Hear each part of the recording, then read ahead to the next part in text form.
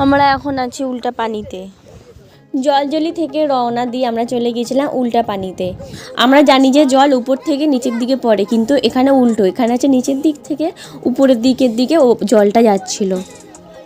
ভালোভাবে দেখায় দেখো, আমরা এখন নিচের দিকে আছি আর ওই দিকটা ছিল উপর দিকটা, মানে ওই দিকটা একটু খাড়াই ছিল।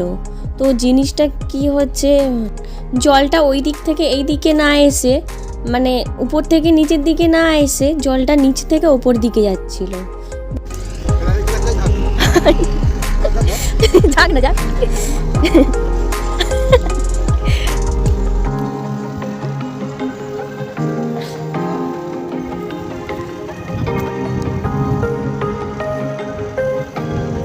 যাই হোক, উল্টা পানি থেকে বেরিয়ে এত সুন্দর জঙ্গলের মধ্যে দিয়ে গেলাম আমরা একটা পাথরের কাছে।